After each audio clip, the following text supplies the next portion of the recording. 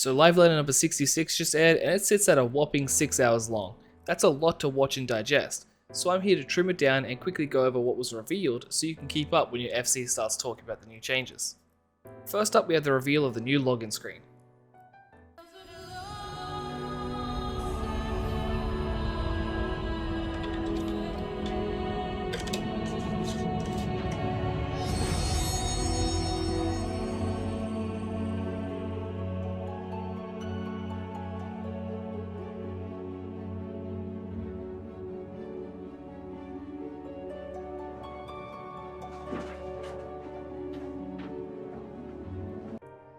I'll be putting a link to all the videos in the description.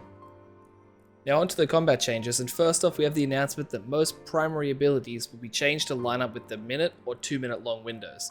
Basically this means that a lot of your good stuff will come up around the same time as your party's buffs so you do more damage. So now our tank changes. Using defensive enhancement at optimal times will grant greater benefits. Not entirely sure how this will work, but it seems like there'll be a benefit to timing your defensive cooldowns in a specific way. Maybe it'll start out stronger for 5 seconds and then get weaker for the rest of the duration, or using it while the boss is casting a tank buster will make it stronger. Might have to wait and see for this. Adjustments will ensure that combos are not broken by range attacks. This is going to be an extremely nice change. This also applies to melees as well. For Paladins specifically, their Requiescat will no longer scale based on remaining MP, meaning it stays at full power for every cast. They'll also receive a 3 attack combo starting with Confiteor, and Intervene's ranged is going to be increased. Looking at the job action trailer, the job gauge has a new graphic for tank stance, some skills have new animations, most likely upgraded versions of the old skills, and the Confiteor combo looks like they activate the Swords of Revealing Light. Warrior's damage up effects can now be triggered and extended by AoE combos. Basically your AoE combo will now give you the Storm's Eye and extend it. Onslaught and Upheaval will no longer use the Beast Gauge, and based on the trailer it appears that Onslaught will work with charges like the rest of the tanks now. A new action will be available upon execution of Inner Release, which if we watch the trailer now appears to be this one here. Also mentioned is Inner Release is now a 60-second cooldown and you can use up to 3 weapon skills during it, so no more trying to squeeze in that last fell cleave. Dark Knight's Salted Earth will now appear around you instead of on your target and give you access to a new action which appears to damage everything inside of Salted Earth. This is just my guess. The shadow you summon will also get a new ability when you earn a specific ability yourself. Plunge range is increased and a new single target defensive buff will be added. Also, like Warrior's Inner Release, Delirium's cooldown is lowered to 60 seconds and lets you get 3 uses during it. Gunbreaker will be able to use continuation to follow up on Burst Strike now. Their Gnashing Fang weapon skill will also swap between Savage Claw and Wicked Talon when necessary. This means that the combo is now going to be the Gnashing Fang combo button and then the continuation button, so sort of like a 1-2, 1-2, 1-2 situation. Their cartridges will go up to 3, and from the looks of the trailer they will have a strong skill that costs 2 cartridges. Onto the melee changes, and it looks like Feint is getting changed to reduce both physical and magic damage, however it'll be much stronger against physical. I think the numbers were 5% reduction of magic damage, 10% reduction of physical. This is to make it not useless in certain fights where the tank busters are purely magical. Like tanks, combos will no longer be broken by range attacks, so you can rebind Piercing Talon again, Dragoon mains. Dragoon's Disembowel is now included in the AoE rotation. A new action is added at the end of the main combo rotation. Spine Shatter Dive now has 2 charges, which means you can use one for DPS and potentially hold another one for mobility. Lance Charge is now 60 second cooldown and Battle Litany is now 120 second cooldown. Also, Blood of the Dragon is now a trait and no longer needs to be manually activated. Monk's Chakra is now unlocked at a lower level, and when used under certain conditions, Perfect Balance will let you use Masterful Blitz. The Blitz changes based on what weapon skills were performed under Perfect Balance. From what I can tell, it's kind of like a hybrid between Monk and Ninja's Mudras. True Strike and Twin Snakes will no longer have positionals. Shoulder Tackle is removed, and instead a new jump ability with 3 charges is added, allowing you to jump to allies or enemies. Samurai can apply their Jinpu and Shifu buffs from their AoE combos, and a new action along the lines of Yaijutsu and Tsubama Gaishi will be added. On top of this, Tsubama Gaishi and Meikyo Shishui are gaining 2 charges each. This means that potentially we could do like 3 Madari back to back and then immediately build up a 4th one, or maybe do like 2 Madari, then immediately build back up to do another 2 Madari, and then use the Super Madari on top of this. I'm very curious to see how this is going to play out. Ninjas will now have an easier time applying Huton. This looks to be part of their new actions they have linked to Raiton, Doton, and Huton, which will change up how ninjas are played, and as well as that, their Shadow Fang weapon skill is removed. The new melee DPS Reaper uses a scythe weapon, attacks in tandem with their avatar, their soul gauge is used for stronger attacks, and their shroud gauge lets them transform and use avatar abilities. They have a mobility based move that allows them to create what looks like a gate they can go forward and backwards through, or a portal rather. As of right now, there are people working to translate these tooltips they saw in the live letter, so I'm going to make a video going over these soon. Now on to physical ranged. All ranged job defensive buffs will have a 90-second cooldown, so this is your shield samba, tactician, etc. Each of Bard's songs will add a party-wide enhancement action. They have a new action to follow up Apex Arrow, and Wanderer's Minuet and Battle Voice are now 120-second cooldowns. Bard was mentioned as being under adjustments too, so they may be the most subject to change. Machinists will be getting a chainsaw ability and a new action for the Automaton Queen. They will also get a shotgun AoE ability, and Reassemble will now have 2 charges. Dance's effects like Flourishing Cascade now share across single target and AoE skills. I believe this means that if you press 1 and get the Flourish proc, then you can use that for either the single target Flourish skill or the AoE equivalent of it. They will also get new actions to use after Technical Finish, Improvisation, and Devilment. The focus will be to improve usability for dance steps, single target and multi-target combos, and the Esperate will now be guaranteed to build instead of relying on RNG. Something else I noticed from the trailer is that this new dance they have appears to instantly apply standard step, or standard finish rather, without having to actually do the dance steps. Not too sure, so we'll have to see with this one. Now magical range DPS. Similar to Feint, Adel is now going to have an effect that lowers physical damage as well as magic damage, but 5% physical damage, 10% magic damage. Black Mage's Enochian will now automatically apply when under Astral Fire and Umbral Ice. Swapping between Astral Fire and Umbral Ice will unlock new actions. Sharpcast will gain an extra charge. Thunder and Fire procs will last longer. Fire 2 and Blizzard 2 will also be upgraded into stronger spells, changing the AoE rotation. Red Mage will have a new action to use after Scorch. Fur Flare, Fur Holy, and Scorch will be changed to AoEs and work as part of the AoE rotation. I think this means you can now access it through AoE combos as well as their single target combo, since it looks that way from the trailer. They will get a defensive party buff. Their black and white mana cost of skills will be reduced. Seems to be 50 of each needed for a full melee combo now. Manification has been adjusted to give you 1 full melee combo's worth. And adjustments have been made to the mana gain of each spell too.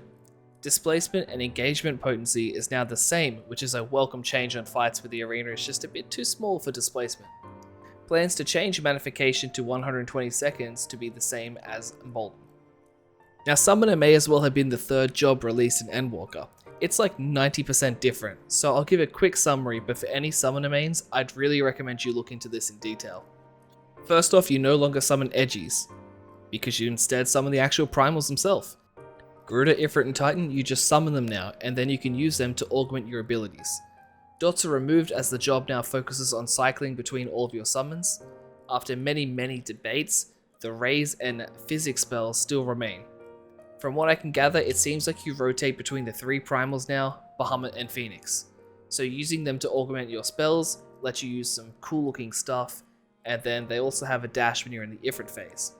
Carbuncle will remain and have its own spells tied to it. I'm pretty sure it comes out in between the summons, so it'll be like you start with Carbuncle, then you'll pull out Bahamut, do your Bahamut combos, Carbuncle comes back, then you'll go into Garuda, then Titan, then Ifrit, then Phoenix, and in between each of these phases, Carbuncle will come back and you can use its spells. Onto healers, and all healers will get new actions that apply single target buffs. The healers will also all have their offensive cast times dropped to 1.5 seconds by default, similar to what Astrologian currently has. Limit Break will also have its ranged increase, so hopefully there's going to be less times that you cast it but you miss people on the other side of the arena. White Mage will have a new action that is functionally and visually distinct from the other healing spells. My guess is that this is the ability in the trailer that looks a bit like a totem that passively heals the party. White Mage will receive more mobility, Fluid Aura is gone, and Divine Venison will have changes.